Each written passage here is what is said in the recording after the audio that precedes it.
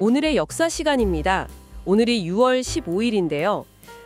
이날에는 과연 어떤 일들이 있었는지 저희가 받은 자료들을 보면서 한번 이야기 나눠보겠습니다. 네, 6월 15일 찾아보니까 정말 한국사뿐만 아니라 세계사적으로도 의미 있는 사건들이 꽤 많더라고요. 정치적인 격변기, 또 과학적인 발견, 자연재해까지 다양해요. 네, 자료들이 정말 흥미로웠습니다. 그럼 바로 한번 들어가 볼까요? 좋습니다. 우선 한국 현대사 자료부터 눈에 띄는데요. 1987년 6월 15일. 바로 6월 민주항쟁이 전국적으로 정말 뜨겁게 타오르던 시점이죠. 아, 네, 맞습니다. 그 박종철 고문치사 사건하고 또 이한열 학생 피격 사건 이후였죠. 직선제 개헌 요구가 정말 거셌던 때. 네, 자료 보니까 서울, 부산, 거의 전국 주요 도시에서 대규모 시위가 있었다고 기록되어 있네요. 여기서 이제 주목할 점이 그 이전 시위들과는 좀 다르게 학생들뿐만 아니라 일반 시민들, 직장인들까지 정말 많이 참여했다는 거예요. 아, 넥타이 부대라고 불렸던? 네, 그렇죠. 시민사회의 연대가 그만큼 강해졌다는 증거죠.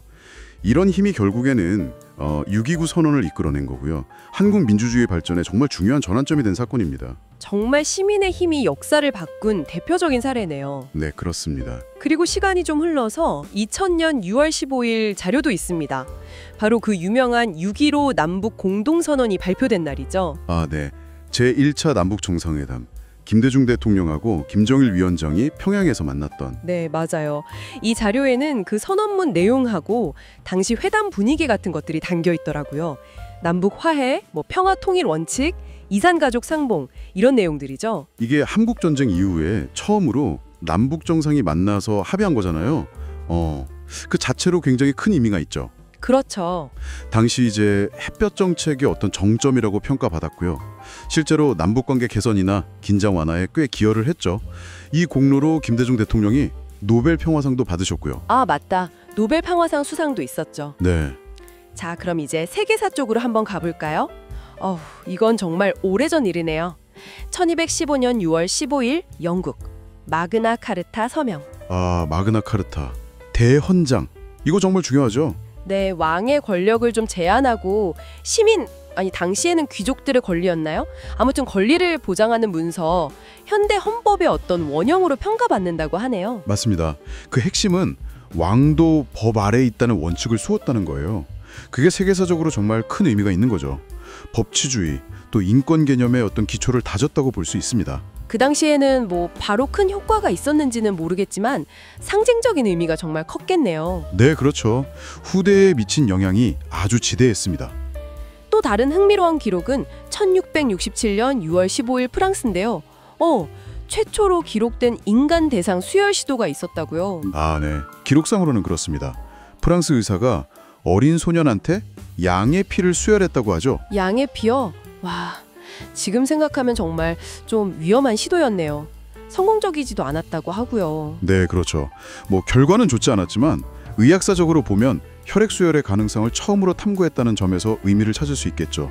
현대 수혈의학의 정말 초기 단계라고 할 수 있겠습니다. 실패했지만 어쨌든 첫 시도였다는 점? 네, 그런 기록인 거죠. 그리고 비교적 최근으로 와서 1991년 6월 15일 필리핀 피나트보 화산이 엄청나게 폭발했던 기록도 있습니다. 아, 네, 이것도 상당히 큰 사건이었죠.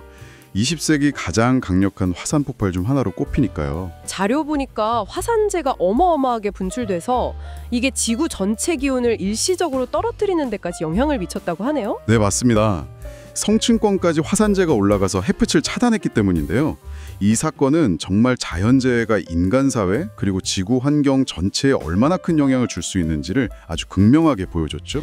수십만 명이 이재민이 되고 항공 운항 중단되고 영향이 엄청났겠네요. 네, 그래서 기후 연구라든지 또 재난 대비의 중요성을 다시 한번 생각하게 만든 그런 계기가 됐습니다. 이렇게 보니까 정말 6월 15일 하루에 다른 시대, 다른 장소에서 정말 다양한 일들이 있었네요. 어떤 권리를 위한 투쟁부터 또 남북관계 같은 정치적인 전환점, 과학적인 시도, 그리고 자연현상까지. 네, 정말 그렇죠. 오늘 살펴본 이 6월 15일의 기록들을 보면서 이런 생각도 해볼 수 있을 것 같아요.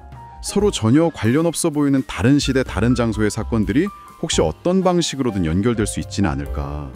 예를 들면 아까 말한 마그나 카르타와 6월 항쟁처럼 권력과 시민의 관계라는 맥락에서 본다든지요. 아, 흥미로운 관점이네요. 네, 뭐 이런 과거의 기록들이 지금 우리에게 어떤 질문을 던지고 있는지 한번 각자 생각해 보는 것도 의미 있지 않을까 싶습니다.